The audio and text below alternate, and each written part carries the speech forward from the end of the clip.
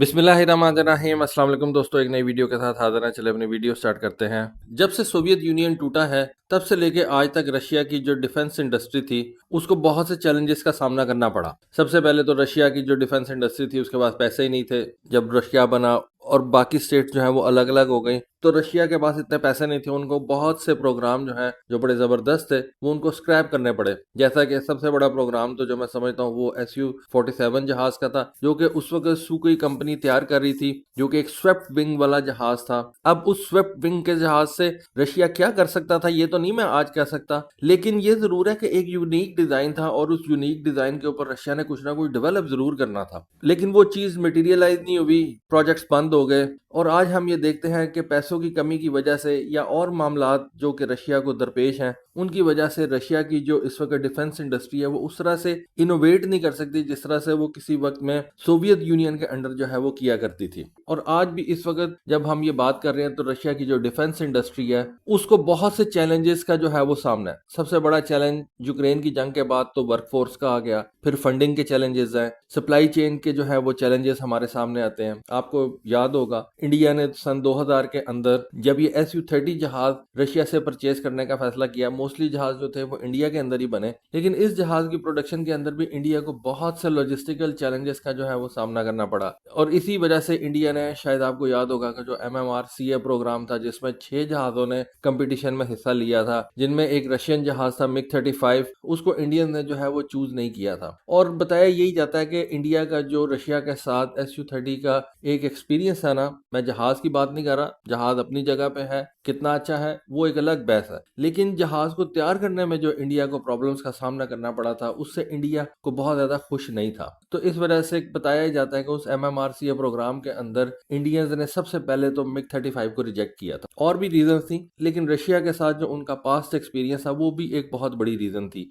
MiG-35 जहाज की rejection में। फिर उस कंपटीशन के अंदर F-18 था, यूरोफाइटर था, रेफाल था, F-16 का एक वेरिएंट जो था जिसको वो F-21 बोलते थे, और फिर एक ग्रिपन जहाज था। बाकी सारे तो इस कंपटीशन के अंदर रहे, लेकिन मुझे याद पड़ता है कि जो सबसे पहला जहाज इंडिया ने रिजेक्ट किया था वो MiG-35 था। तो आज भी रशिया की जो इस वक्त डिफेंस इंडस्ट्री है उसको बहुत से चैलेंजेस का जो है वो सामना करना पड़ा। वर्कफोर्स और लेबर शॉर्टेजेस जो है वो इस वक्त हमारे सामने है। आपने देखा ही होगा कि पिछले दिनों रशिया को नॉर्थ कोरिया से फौजी जो है वो बुलाने पड़े। तो डेफिनेटली ऐसा उसी वक्त होता है जब आप अपने मुल्क के अंदर से बहुत ज्यादा फौजी जो है वो नहीं निकाल सकते। आपने जंग तो ठीक है करनी है, लेकिन उसके साथ साथ बाकी चीजों को भी देखना है। जो लोग अपना अपना काम कर रहे हैं अगर वो छोड़ के जंग में चले जाएंगे और वहां पे जंग में मारे जाने का तो जैसा कि आपको पता है कि चांसेस ज्यादा होते हैं, तो फिर वो काम, वो इंडस्ट्री जो इस वक्त एक्सपर्ट्स चला रहे हैं उनको कौन चलाएगा। इस वजह से रशियंस को नॉर्थ कोरिया से जो है वो फौजी कह लें कि हासिल करना पड़े, उनको नॉर्थ कोरिया से उठा के यूक्रेन के खिलाफ जंग लड़वानी पड़ी। तो ये वर्कफोर्स और लेबर शॉर्टेज जो है वो रशियंस के लिए एक बहुत बड़ा मसला है, जिसकी वजह से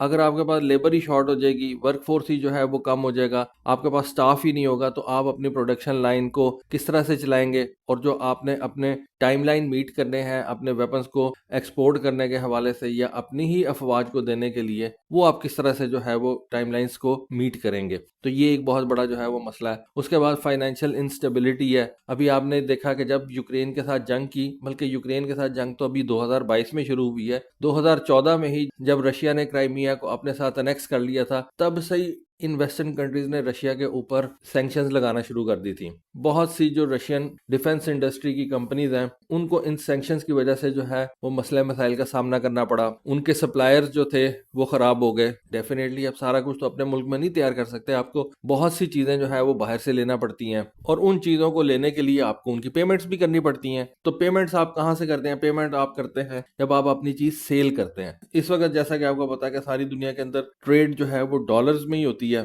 तो अमेरिकन ने रशिया को स्विफ्ट पेमेंट सिस्टम से जो है वो निकाल दिया था, जिसकी वजह से रशिया को एक्सपोर्ट के अंदर भी बहुत ज्यादा मसले मसाइल का जो है वो सामना करना पड़ा। जब आपकी कंपनी एक चीज तैयार करके एक्सपोर्ट करती है, दुनिया के किसी भी कंट्री को सेल करती है, तो उसके बदले में आपको डॉलर्स मिलते हैं। लेकिन जब अमेरिका ने डॉलर की तरसील रशियंस की तरफ रोक दी तो तब इन रशियन कंपनीज के सामने फंडिंग का बहुत ज्यादा मसला जो है वो आ गया, जिसकी वजह से वो अपने सप्लायर्स को पैसे देने से जो है वो कासर रहे। उन्होंने जो लोन्स वगैरह लिए हुए थे जिनको उन्होंने वापस करना था, जिनके उन्होंने इंटरेस्ट वगैरह बैंक्स को देने थे, वो सारा सिस्टम जो है वो खराब हो गया और इस तरह से वहां पे भी डिग्रेडेशन आ गई। फिर जैसा कि मैंने आपको बताया कि बहुत सी चीज़ें आप बाहर से परचेज करते हैं, तो जो चीज़ें रशिया की डिफेंस इंडस्ट्री बाहर से परचेज करती थी, मुख्तलिफ किस्म की इलेक्ट्रॉनिक्स हो गई, ऑप्टिक्स हो गए, कोटिंग्स हो गई, ऑयल्स हो गए, रॉ मटेरियल हो गया, टेक्निकल फ्लूइड्स हो गए, वो सारे के सारे जहां जहां से भी वो बाहर से परचेज करते थे, यूरोप से परचेज करते थे, किसी और कंट्री से परचेज करते थे, वो उनको जो है सप्लाई उनकी रुक गई।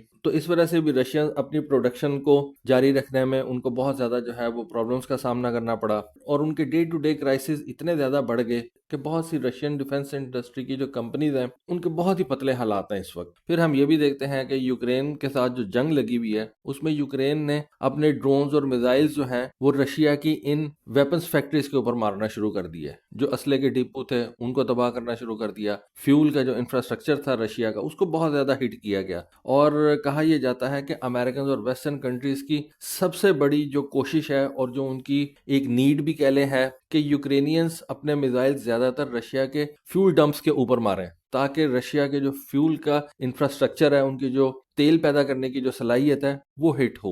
क्योंकि रूस जो है वो सबसे ज्यादा पैसा अगर किसी इंडस्ट्री से कमा रहा था तो वो तेल बेच के कमा रहा था। तो उसी को वेस्टर्न कंट्रीज ने यूक्रेन के जरिए से निशाना बनाना शुरू कर दिया, यूक्रेन को हर किस्म की मदद दी कि वो रशिया के फ्यूल इंफ्रास्ट्रक्चर को जो है वो टारगेट करे। फिर रशिया को अपने इन वेपन्स को तैयार करने के लिए जो मुख्तलिफ किस्म के इंडस्ट्रियल फ्लूइड्स की जरूरत पड़ती थी, उनकी सप्लाई को रोकने के लिए भी यूक्रेनियंस ने बहुत ज्यादा जो है वो टारगेट करना शुरू कर दिया, और इस तरह से रशिया की डिफेंस इंडस्ट्री जो है उसको इस चीज का भी सामना करना पड़ा। फिर डिप्लोमेटिकली इन वेस्टर्न कंट्रीज ने उन ममालिक के ऊपर जोर डालना शुरू कर दिया जो रूस से असला परचेज करते थे। मसलन हमने देखा कि इजिप्ट ने SU-35 जहाज लेने थे। इजिप्ट के SU-35 जहाज तैयार पड़े हुए थे, 24 के 24 जहाज जो हैं वो रशिया ने तैयार कर लिए हुए थे, लेकिन एन वक्त पे आके इजिप्ट को उन्होंने प्रेशराइज किया और ये जहाज इजिप्ट को लेने से रोक दिया। इंडोनेशिया की भी मेरा ख्याल है एक डील हुई थी SU-35 जहाज़ों की, लेकिन वो डील जो है आज तक मटीरियलाइज नहीं हो सकी,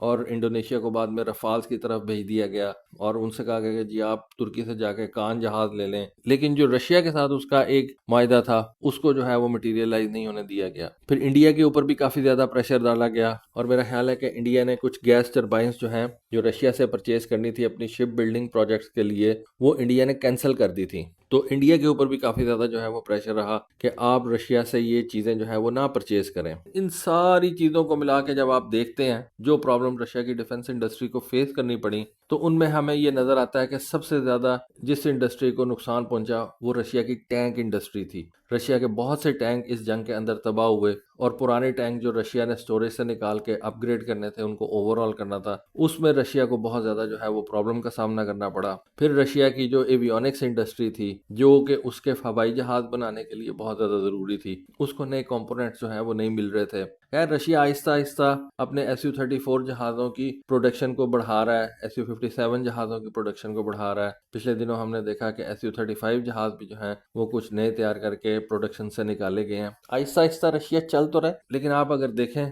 तो SU-75 जहाज जो रशिया ने दुनिया को दिखाया था कि मैं इसको तैयार करने जा रहा हूँ, वो आज कहाँ है? उसका प्रोजेक्ट बिल्कुल आपको कहीं भी जो है वो नजर नहीं आएगा, उसकी कोई खबर आपको जो है वो नजर नहीं आएगी। उसकी क्या रीजन है? उसकी रीजन ये है कि रशिया नए जहाज बनाए या पुरानों को जो है वो सस्टेन करे। पुरानों की जो प्रोडक्शन है, नया जहाज बनाएगा उसके ऊपर अभी उसका टाइम लगेगा, उसको डेवलप करना है, R&D उसके अंदर काफी लगेगी, फर्स्ट फ्लाइट होगी, फिर उसको जो है आपने रिफाइन करना है। तो उन चीजों में रशिया टाइम ज़ाया करे जब उसके पास प्रॉपर रिसोर्सेज भी नहीं है, या फिर रशिया जो है वो अपने प्रूवन डिजाइन्स जो उसके एयरफोर्स के अंदर चल रहे हैं SU-34, SU-57, SU-35, उन्हीं को जो है वो प्रोडक्शन लाइन से निकाल के इस्तेमाल कर ले। फिर रशिया को एक और प्रॉब्लम का सामना करना पड़ा, और वो ये था कि उसको अपनी चीज की वो प्राइस नहीं मिल सकी जो उसको मिलनी चाहिए। बताया जाता है कि रशिया आज भी अपने बहुत से वेपन्स कम प्राइस के अंदर जो है वो सेल कर रहा है। मार्केट में जो नॉर्मली उस वेपन की प्राइस चल रही होती है उससे बहुत कम पे रख के रशिया जो है वो अपनी चीज को सेल करता है, और उसकी रीजन आपके सामने है कि रशिया के ऊपर